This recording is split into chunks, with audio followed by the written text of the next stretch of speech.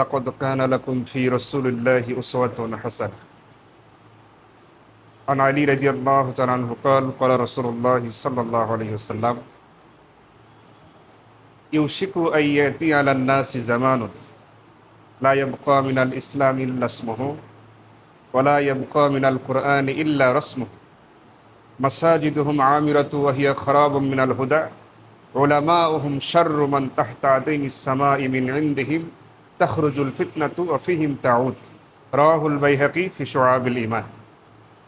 আজকে বাংলাদেশ মজলিসুল মুফাসসিরিন শেরপুর উপজেলা শাখা কর্তৃক আয়োজিত আজকের এই কমিটি পরিচিতি সহ সেই সাথে সংযুক্ত হয়েছে সিরাতুন নবী সাল্লাল্লাহু আলাইহি সাল্লাম এই প্রোগ্রামে উপস্থিত সকল উলামায়ে কেরাম, জাতির ধারক বাহক। ইনশাল্লাহ আপনারা সবাই কথা বলবেন, আমরা শুনব। তা আমি শুধু আয়াত এবং হাদিসের আলোকে দুটি কথাই বলবো। আল্লাহ পাক ঘোষণা দিয়েছেন যে লাকাদ কানা লাকুম ফি রাসূলিল্লাহি উসওয়াতুন হাসানাহ, তোমাদের রাসূলের ভিতরেই রয়েছে উত্তম আদর্শ, সেখান থেকে আদর্শ গ্রহণ করে নাও। আজকে যাদের আদর্শ নাই তারা ভিন্ন কিছু দিয়ে আদর্শ ভিত্তিক যারা চলতে চায় তাদেরকে পরাজিত করতে চায়। কিন্তু স্পষ্ট করে কথা জেনে নেওয়া দরকার যে আদর্শ ছাড়া যে কোনো কিছু যত মজবুতই হোক না কেন, সেটা সাময়িক সময়ের জন্য প্রতিষ্ঠিত থাকলেও আদর্শ না থাকার কারণে একসময় ওটা ভেঙে চুরে চুরমার হয়ে যাবে। এবং এর প্রমাণ কিন্তু আমরা অনেক দেখেছি, দেখতেছি, ভবিষ্যতেও দেখব। তো ওলামায়ে কেরাম সে রাসূলের আদর্শের একমাত্র সৈনিক। আমরা সেই আদর্শকে ধারণ করে চলার চেষ্টা করছি পরিপূর্ণভাবে, যেন সে আদর্শ বিশেষ করে এই ভূখণ্ডে যেন আমরা বাস্তবায়ন করতে পারি। এই জন্য আমাদের চেষ্টা করতে হবে।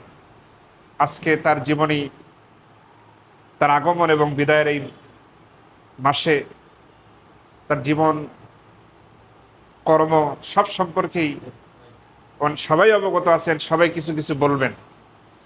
তো আমার উদাত্ত আহ্বান, এখানে যারা খতিব আছেন, ওয়াইজিন যারা, সবাই দু একজন বাদে সবাই ওয়াইজিন, সামনে ময়দানে কথা বলতে গিয়ে অবশ্যই হক বাতিল এগুলোকে পার্থক্য করে বেশি রাজনৈতিক বক্তব্য বলতে, অন্যকে আঘাত করে কটাক্ষ করে কথা বলা, মাহফিল গরম করা বা এই জাতীয় কোনো কিছু না। সুন্দরভাবে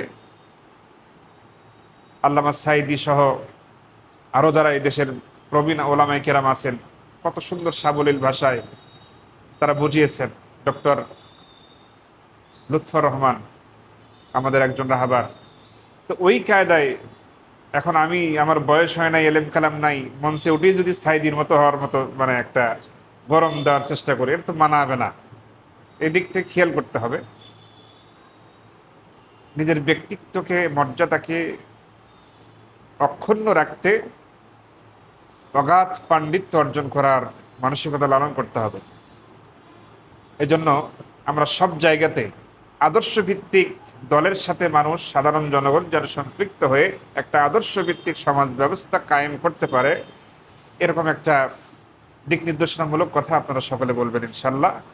আর আমি একটি হাদিস বলেছি, হযরত আলী রাদিয়াল্লাহু তাআলা আনহু থেকে বর্ণিত, ইউশিকু আন ইয়াতি আলান নাসি জামানুন, অচিরেই তোমরা দেখবে যে তোমাদের সামনে এমন একটা জামানা আসবে, সে জামানায় লা ইয়াবকা মিনাল ইসলামি ইল্লা ইসমুহু, ইসলামের নাম ছাড়া অন্য কিছুই থাকবে না। ওয়ালা ইয়াবকা মিনাল কুরআন ইল্লা রাসমুহু, কোরআন থাকবে, কোরআনের অক্ষর সবই থাকবে। এখানে কিছু হেকমতপূর্ণ কথা বলা আছে, কোরআনের কিছুই সেখানে তোমরা দেখতে পাবে না। মাসাজিদুহুম আমিরাতু ওয়া হিয়া খারাবুম মিনাল হুদা, অনেক কথা এখানে আছে। মসজিদ থাকবে, মসজিদ সুন্দর সাজানো গোছানো, সেখানে হেদায়েত শূন্য থাকবে।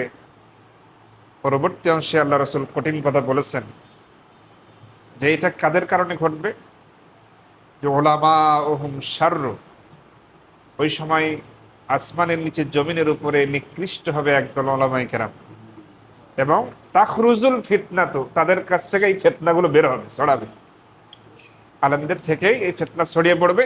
অফিহিম তাউদ, এবং এই ফিতনা ঘুরে তাদের দিকে আবার আসবে। তো এই হাদিসটা যখন পড়ি বারবার, মানে নিজেকে অপরাধী, এমনি তো অপরাধী, তারপরে এই হাদিসটা সামনে ভাসলেই মনে হয় যা সকল ওলামায়ে কেরাম মনে হয় যে কঠিন একটা হিসাবের কাতারে আমরা দাঁড় হয়ে আছি।